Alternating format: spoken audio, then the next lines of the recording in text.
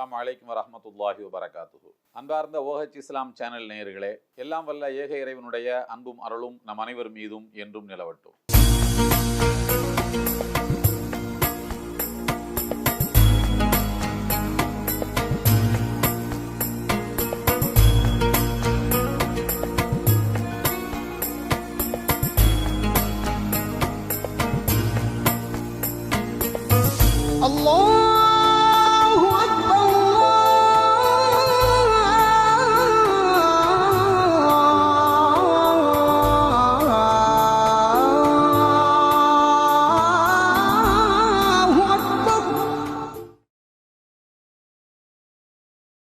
வழிகாட்டு மாண்பரை என்ற இந்த தொடரில் இன்றும் உங்களை எல்லாம் சந்திப்பதில் மகிழ்ச்சி. அன்பானவர்களே, எல்லாம் வல்ல இறைவன் பெண்களை பற்றி அவர்கள் மனித சமூகத்தில் எவ்வளவு முக்கியமானவர்கள் என்பதை பற்றி பல்வேறு இடங்களில் நேரடியாகவும் மறைமுகமாகவும் கூறியிருக்கிறார். தாயின் அன்பு அதற்கு இணையானது சகோதரியின் அன்பு. இறை தூதர் மூசா நபி பச்சிளம் பாலகனாக இருந்த நேரத்தில் ஆண் குழந்தைகளை ஃபிரௌன் தேடி தேடி கொலை செய்து கொண்டிருந்த வேளையில் அவருடைய தாயார் இறைவனின் ஆணையை ஏற்று ஒரு மரப்பேழையில் குழந்தை மூசாவை வைத்து நைல் நதியில் விட்டு விட்டார்கள். அப்போது தன்னுடைய மகள் மூசா நபியின் அக்கா அவர்களிடத்தில் தாய் கூறுகிறார், காலத்தில்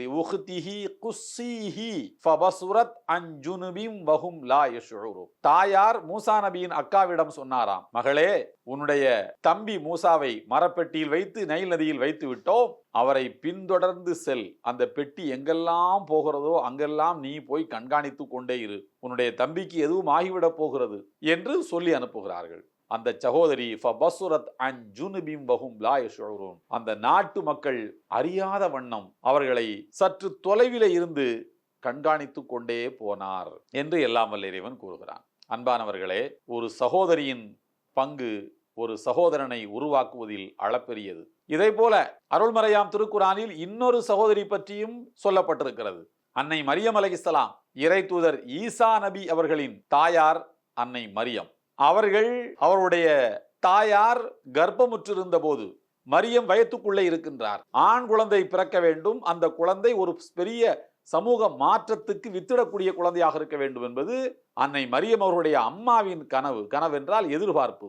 ஆனால் பிறந்ததோ பெண் குழந்தை. அந்த பெண் குழந்தையை பைத்துல் முகத்தஸ் எனப்படுகின்ற மஸ்ஜிதுல் அக்ஸாவுக்கு சேவகம் செய்வதற்கு அனுப்புகிறார்கள். அப்படி அனுப்புகின்ற போது அந்த குழந்தையை, அதாவது மரியம் என்கிற அந்த கை குழந்தையை வளர்த்து ஆளாக்கும் பொறுப்பை ஏற்றவர் யார் தெரியுமா?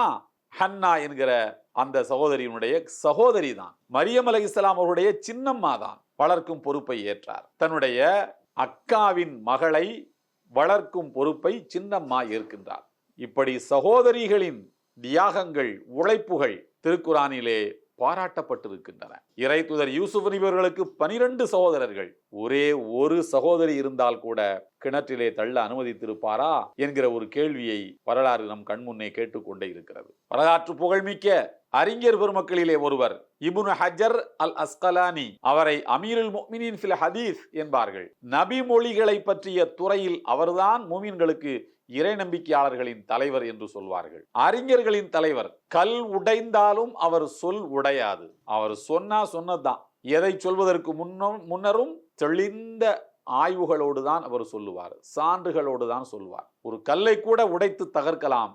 இப்னு ஹஜர் ஒன்றை சொல்லிவிட்டார் என்றால் அதை இன்னொரு அறிஞரால் உடைக்கவே இயலாது. அப்படிப்பட்ட அறிவுத்திறன் மிக்கவர் இப்னு ஹஜர் அல் அஸ்கலானி. கிபி 1371 ஆண்டு பிறந்து 1449 ஆண்டு வரைக்கும் வாழ்ந்தவர்கள். இதை ஹிஜ்ரி காலண்டர், இஸ்லாமிய காலண்டரின் அடிப்படையில் இந்த வரலாற்றை குறிப்பிடுவதாக இருந்தால் ஹிஜ்ரி 773 இருந்து 852 வரைக்கும் வாழ்ந்தவர்கள். ஒரு நபிமொழியை பெறுவதற்கு நூற்றுக்கணக்கான மைல்கள் பயணம் செய்து போவார். அந்த ஊரிலே ஒரு நபிமொழி இருக்கிறதாம், தெரிந்துவிட்டு வரலாம் என்று போனால் இவர் தேடி போன நபிமொழியை தெரிந்தவர் அங்கே யாரும் இருக்க மாட்டார்கள். சில அறிஞர் பெருமக்களோடு உரையாடிவிட்டு அந்த பயணத்தில் தனக்கு கிடைத்தது அவ்வளவுதான் என்று திரும்பி விடுவார்.